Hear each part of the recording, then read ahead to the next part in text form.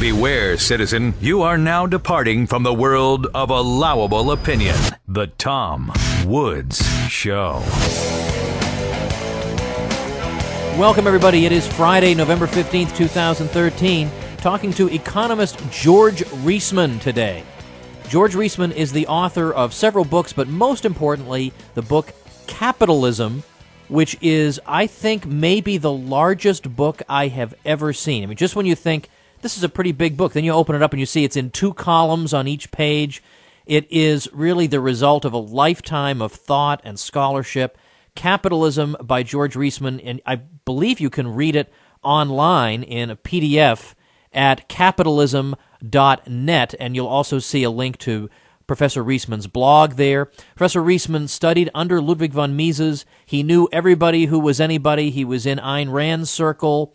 And he joins us today to talk, at least at first, about a YouTube I saw the other day, a TED Talk from Andrew McAfee, arguing that in the future, robots are going to take all our jobs, and we have to be careful about that because the people on the lower end of the income distribution are really going to suffer because of the robots. So I thought George Reisman's a good guy to talk to about this, and I'm very glad to welcome him now. George Reisman, welcome to the program. Well, it's my pleasure, Tom. Now, I had you in mind in particular when I watched this recent TED Talk about what the jobs of the future are going to look like, and the strong implication of this video, it's not an implication, it's an explicit statement, is that robots are really going to take our jobs away. That in the past, sure, people feared that mechanization would take jobs away, but on net there were more jobs created. But this time is different because these robots can do customer service, they can do so many things that it's really going to hurt the guy who's sort of low-skilled and at the bottom of the economic ladder. Now, what was your reaction when you watched this video? Well, I watched it step by step, and I looked at his examples. I think he starts off talking about driverless cars. He thinks that's going to cost a lot of jobs. And then he's got robots lifting heavy objects to put away on shelves. His particular examples add up to nothing. And, you know, the wider principle is anytime we have improvements in the productivity of labor, the same underlying foundation of science and technology that makes that possible also brings about new and additional forms of wealth and new and additional uses for wealth. And McAfee is the particular presenter on TED for this incident. His own examples confirm that. Like if we start with the driverless cars, well, I Googled the number of truck drivers in the United States. It turns out there are about 3.5 million truck drivers. But there are also apparently 230 million registered automobiles. That sounds a little bit large to me, but that's what you'll find if you go Google the subject. And if you think about it, if people were really free of having to drive their cars, well, they're not just going to sit like zombies in the seat. They'll need entertainment centers, maybe an office in their cars with a computer and an internet connection, maybe a refrigerator, a microwave oven, maybe even an exercise machine.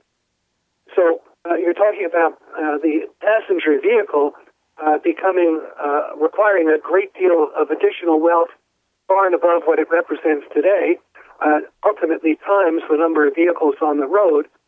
So I think if we were, in fact, to lose 3.5 million trucker jobs, we would gain vastly more need for labor in improving the outfitting of automobiles. And I doubt that we'd lose that many trucker jobs in any case, because now we could use the people who had been drivers. They could be doing things with respect to the cargo, other kinds of work affiliated with trucking and so forth. And as for the robots lifting heavy objects onto shelves, well, I don't see any difference in principle between that and the introduction of the forklift, which got rid of all the super strong heavy lifters that were needed in the past. Now, if we're able to reduce the need for labor in stacking merchandise, well, that reduces the overall amount of labor needed to produce and deliver products. makes it possible to be profitable at lower prices. The lower prices increase the quantities demanded of the various products, and that will result in an increase in the quantity of labor required at all the steps in production other than warehousing. So it's entirely possible that more people would be employed, all things considered, in the same lines where the warehousing improvement occurred.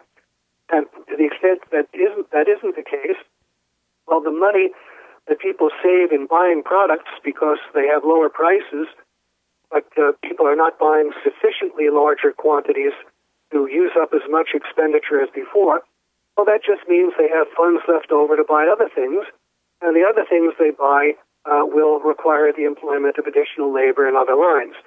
So the net effect would be, while we'd have fewer people stacking goods in warehouses, we'd have just as many or even more people at other stages of production and or producing different kinds of products. And the net effect would be we'd have all that we now have plus the new and additional output that could be produced by the release of labor from stacking goods in warehouses. Now, I can imagine, though, this guy coming back and saying the trouble is that robots are getting to be so sophisticated that they can do all types of... They can even do customer service over the phone with you, which I would, by the way, suspect that people would be willing to pay a premium still to speak to a human being, even in the age of robots. But in other words, there's no logical end to what they could do. So what about this fear that I think some people have? They go to the logical conclusion. They say, what if robots can do absolutely everything? Are we dealing with a case of, would this be like comparative advantage? Would it be like the United States trading with Vietnam? Like the robots can do everything? Like, I don't know. How would something like that, I mean, I'm just saying that for the devil's advocate's sake. Imagine the robots can do all those new and additional things. Well, we have creatures that can do all those things. They're called human beings. And the question is, are other human beings a threat to us? No, there's room for all the people in the world who want to work, they can work. And all that robots can succeed in doing is augmenting the productivity of human beings.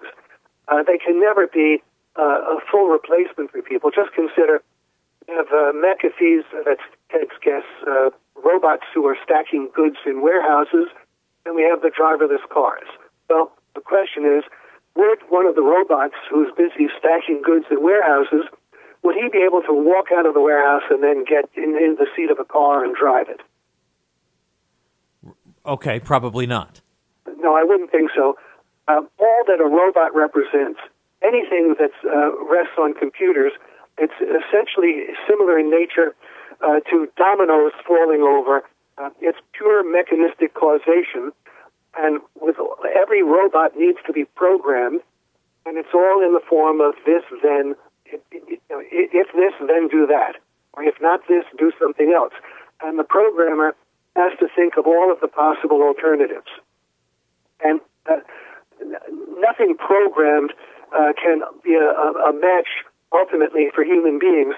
They often give the example, robots are now so smart, a computer chess master can beat a human being.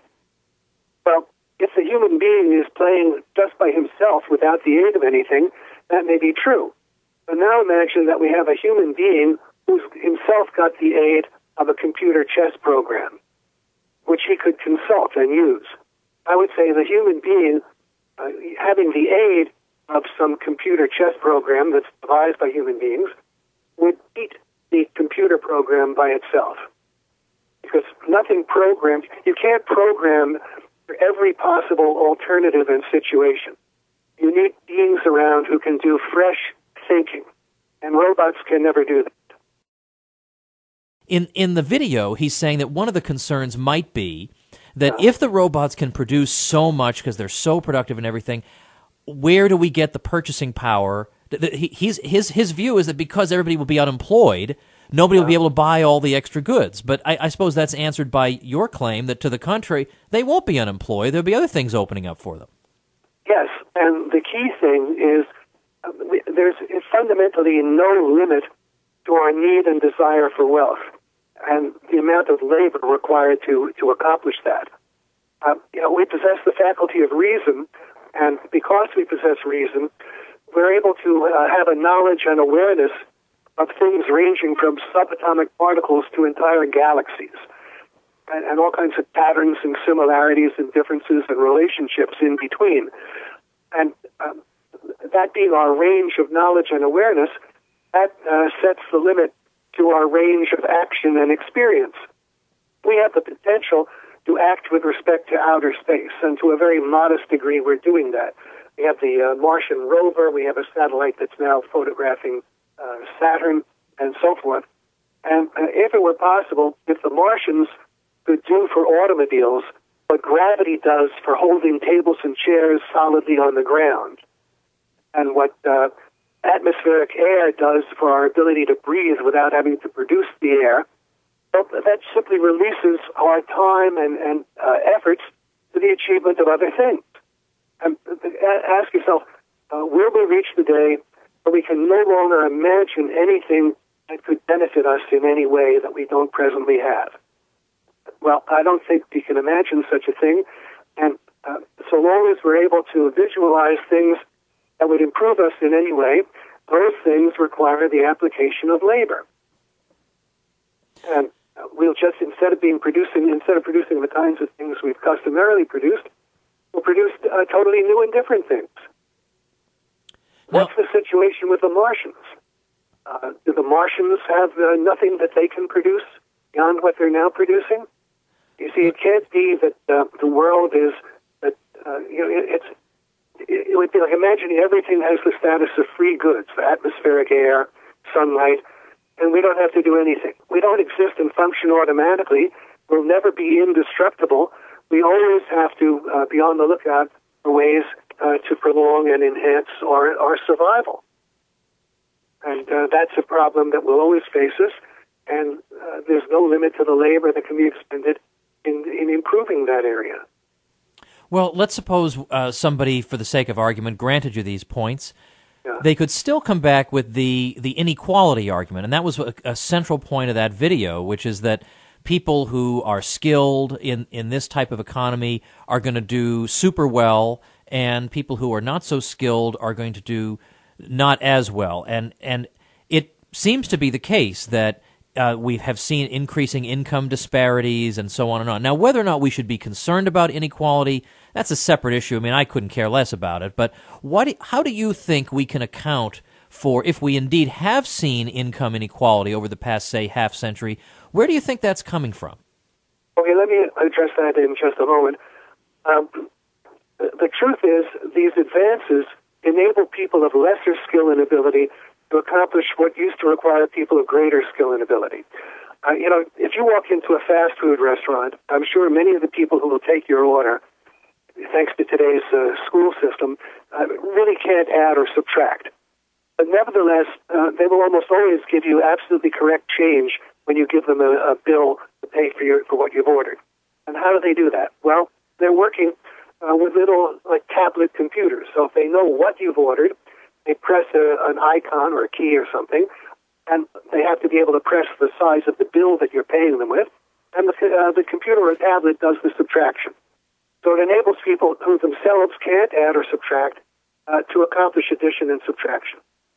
Now, with more intelligent people, if you're using the computer program Excel, in a moment you can solve compound interest problems, calculate interest rates on mortgages and whatever, that in the past would take a tremendous amount of time for someone who knew a fairly substantial amount of mathematics.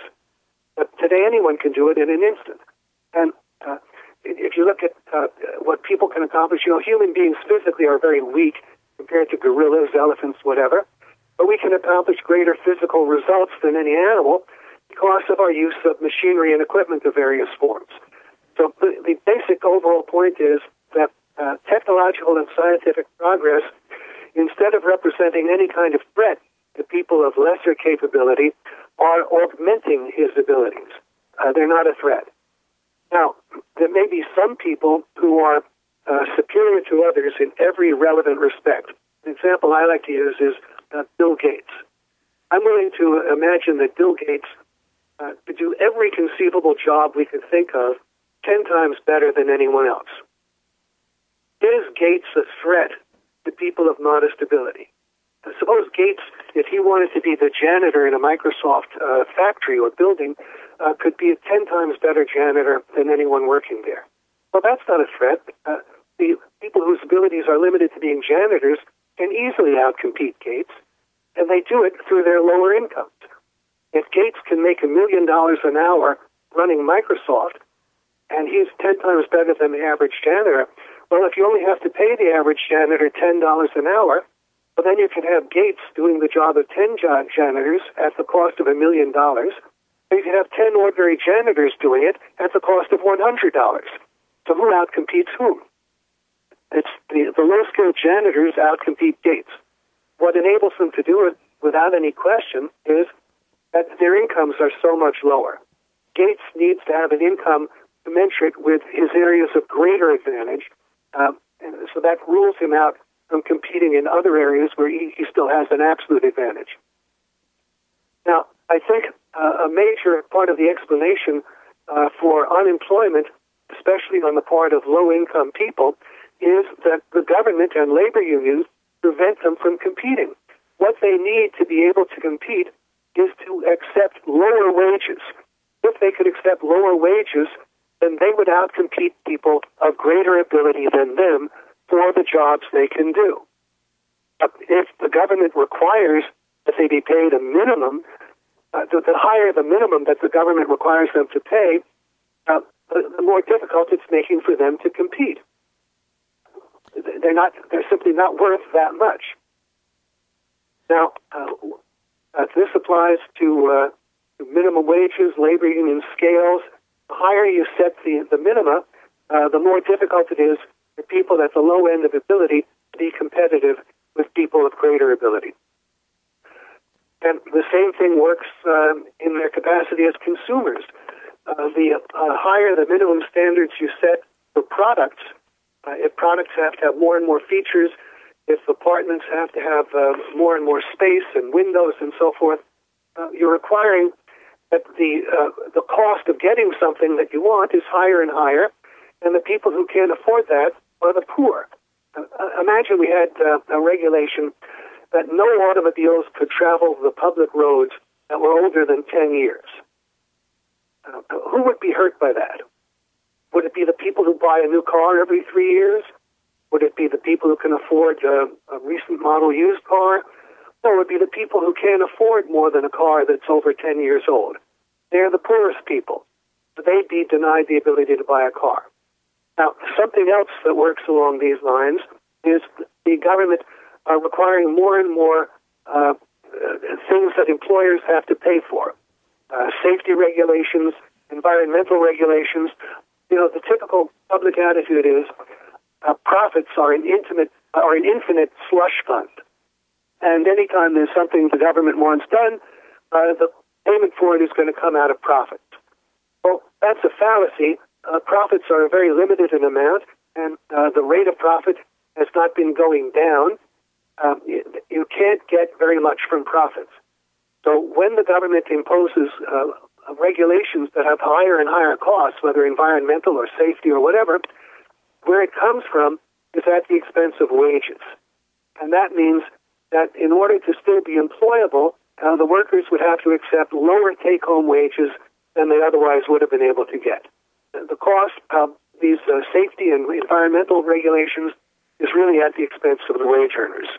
Yeah. Now, on that point, I very much am fond of the way you explain the subject of safety regulations and workplace conditions, because at least speaking for myself, I can say when I was in junior high, our textbook made clear that in the old terrible days of laissez-faire, people worked in terrible conditions in factories and so on. But thank heavens, the implication goes, the government intervened, and now we have much better conditions.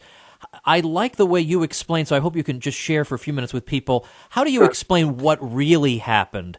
How did we really go from a case where people were indeed working in very difficult circumstances, but now it's much better? It's not because the government has grown larger in the interim. What was the process by which working conditions were improved?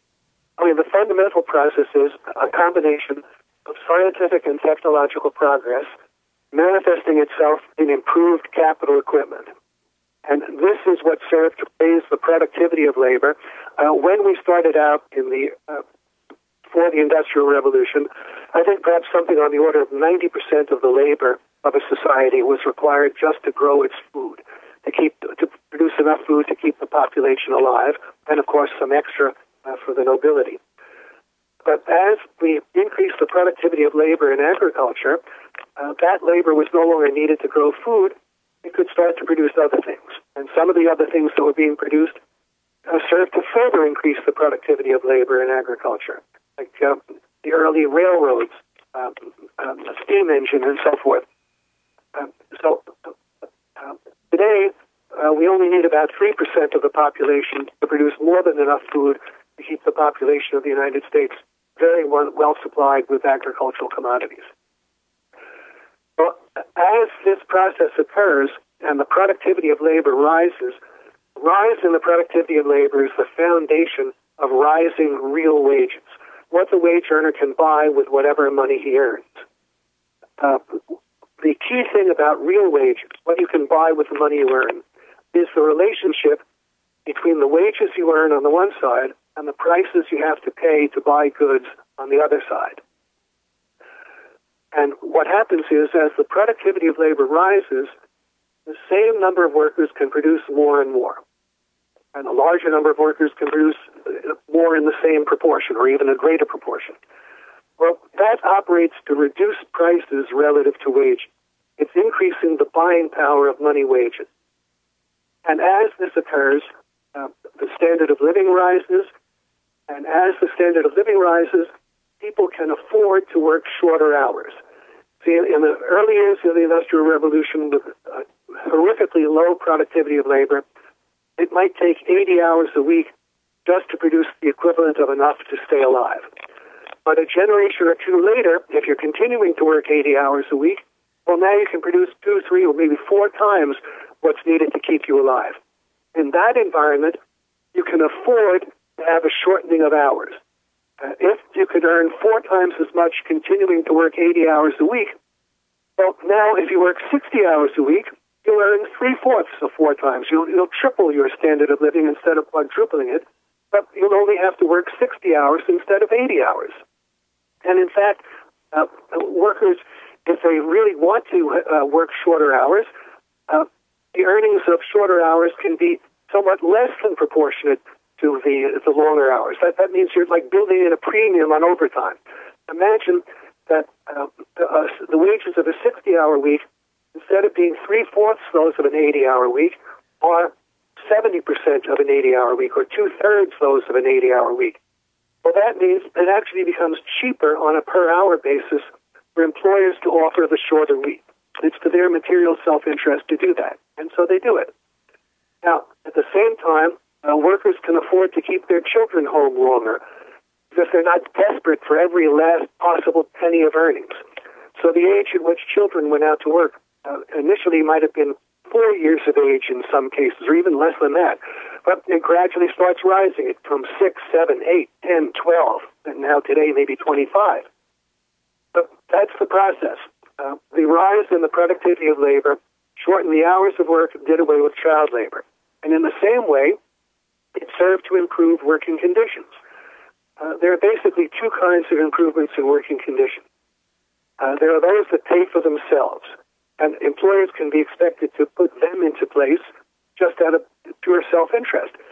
If an employer would apply a new machine, if it cuts his costs, well, he'll certainly do it. And if installing electric light will cut costs by reducing accidents and enabling the workers to accomplish more, well, he'll do that. It's just a cost calculation. Now, there are other improvements in conditions that make life easier for the workers, but are not of a kind that can pay for themselves for reduced costs, so they don't reduce costs sufficiently. The workers can still have such improvements, but if they pay for them indirectly by taking lower take-home wages.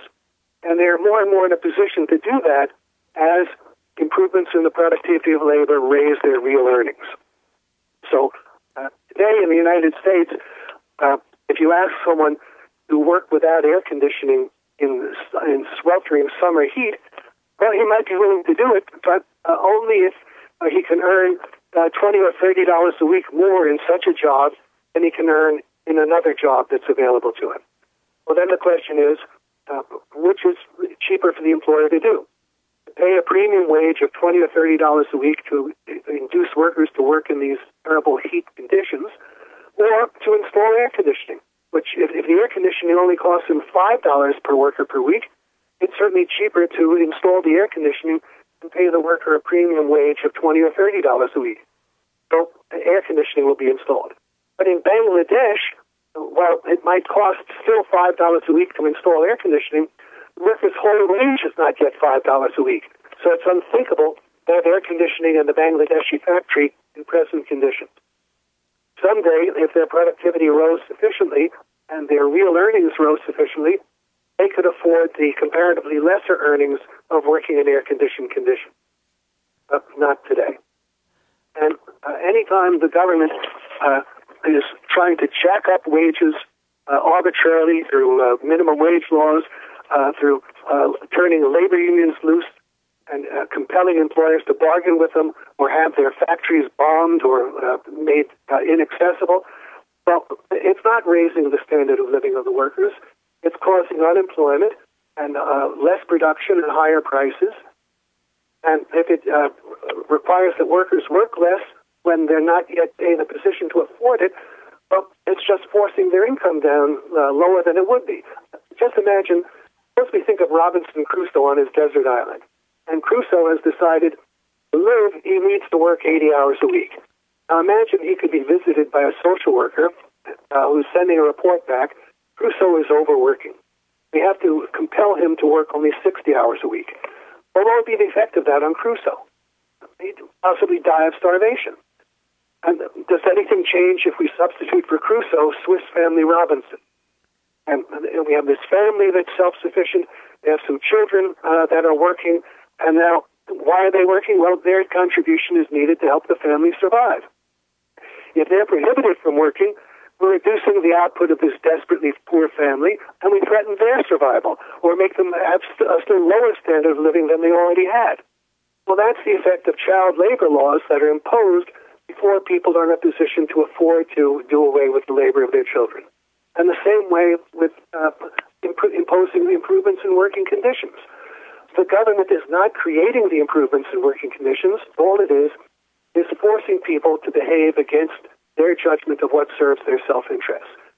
It actually reduces the standard of living in the belief that it can just create them, improve them out of thin air. The supporters of government intervention and socialism, they live in a world of floating ideas that have little or no connection to reality. And they think that all they need to do is manipulate words. And so the government can magically shorten the work week, raise the standard of living, abolish child labor, improve conditions. And they have no idea what's in fact required to accomplish these things, and their interference serves to cause wreckage. And we have an excellent illustration of the devastation of this mentality that we can read about in the newspapers. It's called Obamacare. The government decided they want to reduce people's insurance costs. They wanted to improve the quality of their insurance coverage. And the upshot is people are being denied insurance they already had in hundreds of thousands, or if they're not going to be denied it, they have to pay a much higher price. Because the government thought all it had to do was make decrees, that it could decree everyone will now be better off because the great Pharaoh, Obama, has so decreed. Well, it doesn't work that way. When you come into the market and are violently requiring that people change their behavior, you're making them act against their self-interest. You're causing harm, not improvement. Well, George Reisman, this is why I wanted to have you on the program, because this is why I enjoy reading your work, why I enjoy reading your important book, Capitalism. I love the relentlessly logical and step-by-step nature of your arguments. If people want to follow you and find out more about your work, is capitalism.net the best place to go? Yes, it is. And I've just joined Twitter, and my handle is @GGReisman. All right. Well, I much appreciate your time today. You've been very generous, and we'll look forward to talking to you again soon. Thank you so much. Thank you. All right, that is it for the program for today. LibertyClassroom.com is where you can learn the history and economics they didn't teach you, with courses you can listen to in your car, taught by me and by people I trust, and you can get a discount with coupon code SHOW in all caps. Lots of great programs coming up for you guys next week. We'll see you then. Enjoy the weekend. The Tom Woods Show.